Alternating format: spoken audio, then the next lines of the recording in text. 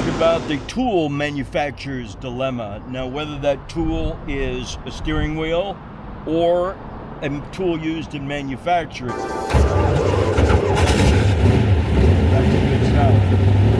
A lot of people have tried to do moldable hand grips, and then what they then say is they don't work. Well, that's like buying paint, expecting a Picasso, and then blaming the paint, saying this paint sucks. Well, it's because you don't have training. And that's what PersonaGrip 2.0 is all about. It's about training people in the factory for tool grips and teams embracing it, and then getting a community developed with online video chat so everybody can help each other. Now think about this. The original Neanderthal man, when he had a club in his hand and he killed an animal and he skinned it, he wrapped the skin around the base of the club for the absorption. That's pretty much where we are today with other conventional grips. You're relying on the friction between the grip surface and the hand in order to control it. But when you have a remoldable material, then you can start shaping it in such a way that when you do relax your grip, it will resist the unwanted motion.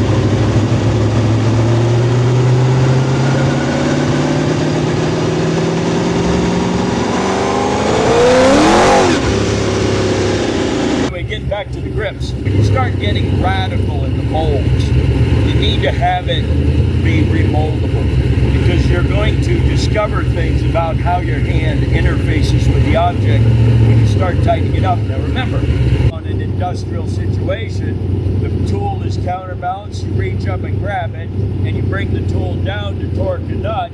There's motion involved. So if you were to do a static mold between either one of those positions, you have an ideal mold for that one position, but not for the other. So you've got to design for ingress and egress, and then also when the tool is being used.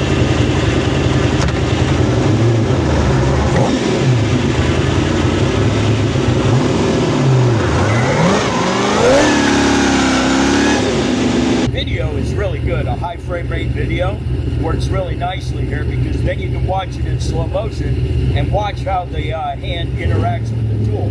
Again, whether that tool is a steering wheel or a nut runner or in semi-robotics, remember the name of the game is to relax your grip on the tool, because Armstrong, Silverstein, and Fine discovered years ago that in a high repetition environment, we're talking about an assembly line here, when high grip forces combine, there's a 10-fold increase in risk per carpal tunnel.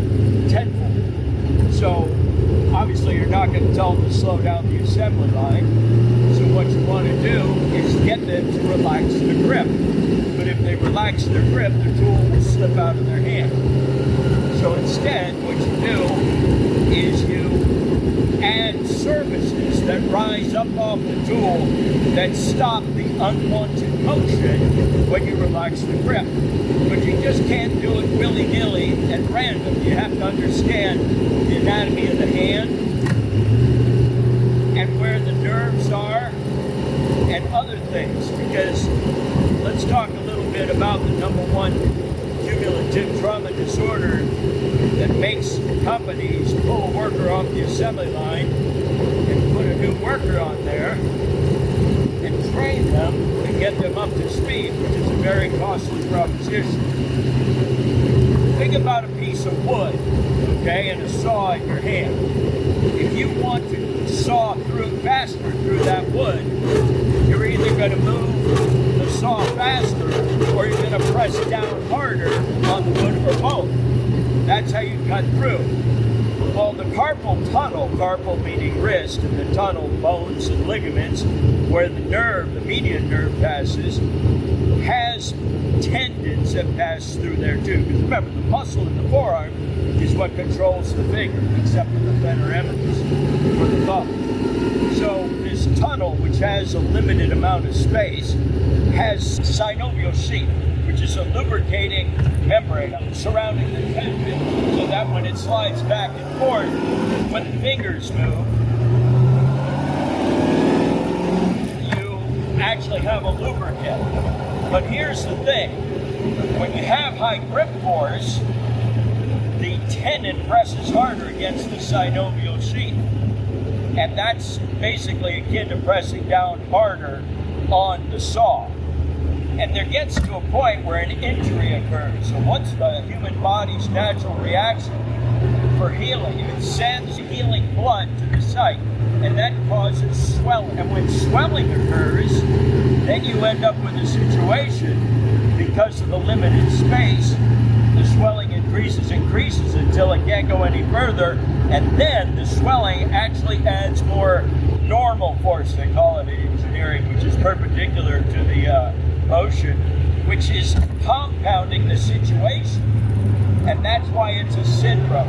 The injury natural healing reaction causes more injury. So anyway, that's what carpal tunnel syndrome does. The goal is to get the worker to relax their grip and still maintain control.